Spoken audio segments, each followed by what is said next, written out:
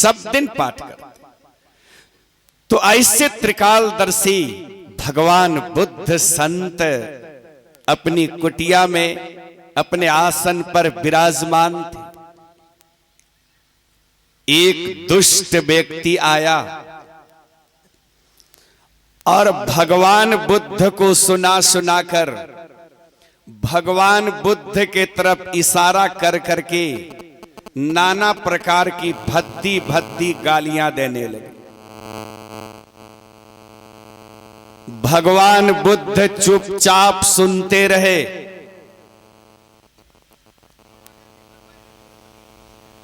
भगवान बुद्ध चुपचाप सुनते रहे।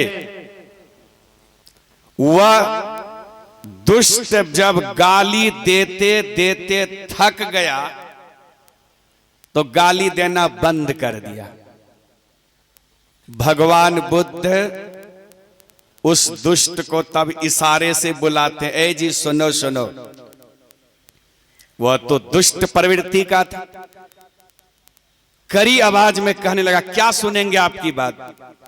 भगवान बुद्ध कहते, अरे सुनो ना, मैं तुमसे एक बात पूछता हूं। वह नजदीक आया और कहने लगा, हाँ कहिए, क्या कहना चाहते हैं।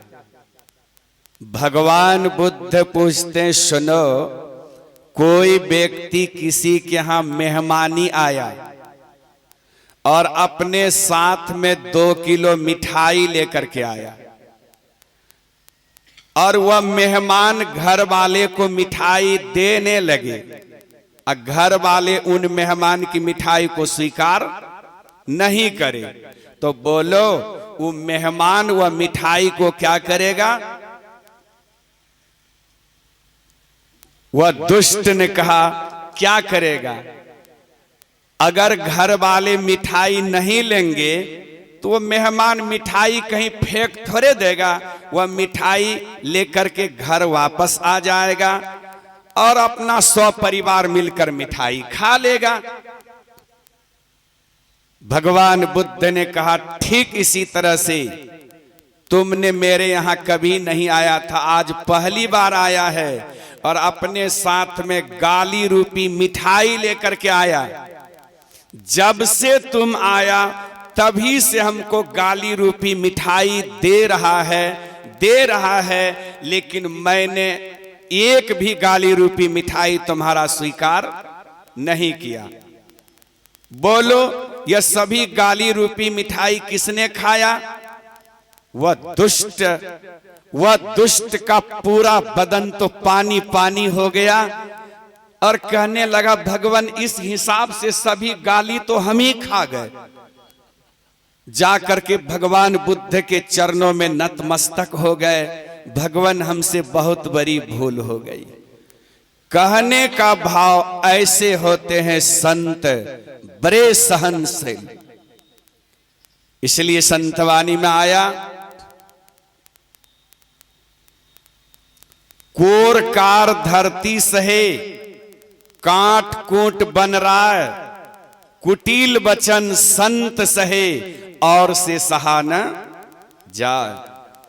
संत बड़े सहनशील होते हैं, लेकिन एक बात है ना, अभी हम लोग पाठ के कड़ी में सुने, संत तो ऐसे सहनशील होते हैं जिस तरह से अभी चंदन और कुल्हाड़ी का उदाहरण सुने हैं रामायण से। कुल्हाड़ी सभी पेड़ पौधे को तो काटती ही है और चंदन के पेड़ को भी काट देती है, लेकिन चंदन का पेड़ उस कुल्हाड़ी को कुछ कहते सुनते नहीं है, बल्कि अपने सुगंध से और सुगंधित कर देते हैं। चंदन का पेड़ कुल्हाड़ी को कुछ कहते नहीं, बल्कि अपने सुगंध से और सुगंधित कर देते हैं कुल्हाड़ी को। तो क्या कुल्हाड़ी को इसके बदले दंड नहीं मिलता है? भले चंदन का पेड़ उसको कुछ नहीं कहे, लेकिन कुल्हाड़ी को दंड मिलता है कि नहीं? जब कुल्हाड़ी का धार मोटा हो जाता है तो हम लोग कुल्हाड़ी को लोहार के यहां ले जाते हैं और लोहार भाई क्या करते हैं, उस कुल्हाड़ी को आग के भट्ठी में डाल देते हैं और जब तब करके वह कुल्हाड़ी लाल हो जाता है तो सरसी से निकाल के घन पर रख करके बहुत बड़ा हथौड़ा लेके उसकी पिटाई करते हैं, उसकी पिटाई करते हैं। ठीक इसी तरह से संसार के दुष्ट लोग, संसार के जुल्मी लोग, पापी लोग संतों के साथ जुल्म तो ढाते हैं, संत कुछ कहते नहीं, लेकिन क्या परमात्मा के दंड से वह बच जाते हैं क्या? नहीं बचेंगे, नहीं, परमात्मा के दंड से नहीं बचेंगे, नहीं बचेंगे, नहीं बचेंगे। दंड तो मिलेगा उनको, आज नहीं तो कल उसका परिणाम उसको भोगना पड़ेगा।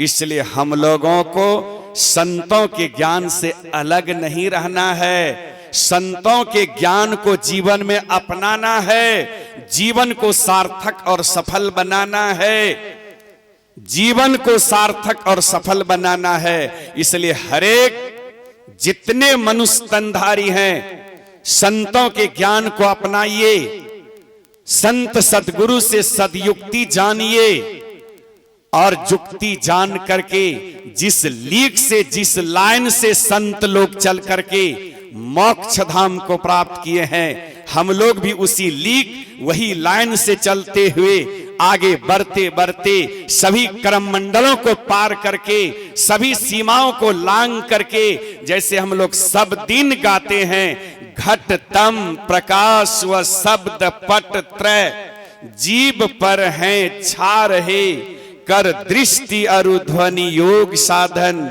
ये हटाना चाहिए, इनके हटे माया हटेगी, प्रभु से होगी एकता, फिर द्वैतता नहीं कुछ रहेगी। अस्मनन दृढ़ चाहिए। आप सभी कर्म मंडलों को फाड़ करके उच्च चोटी पर अपने आप को चढ़ाई कर देंगे तो वो संत पद को प्राप्त कर जाएंगे। और इतना ही नहीं, ये जीवात्मा उस परमात्मा से मिलकर के एक में हो जाएंगे। क्या होगा? हम प्रभु, प्रभु हम एक ही होई, द्वंद अरु द्वैत रहे नहीं कोई। वहां जाके द्वैत भावना समाप्त हो जाती है।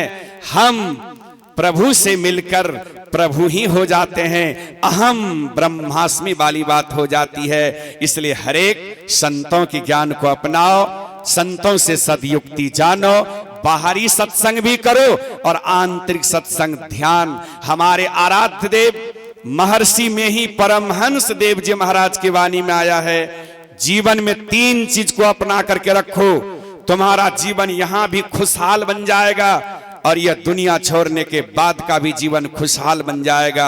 वह 3 चीज क्या है? सत्संग, ध्यान और सद्गुरु की निष्कपट सेवा।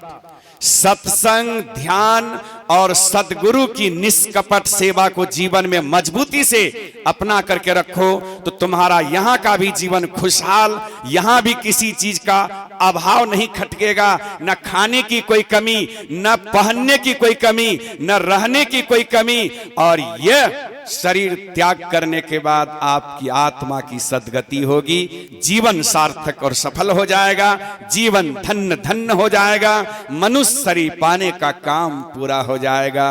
बोलिए श्री सद्गुरु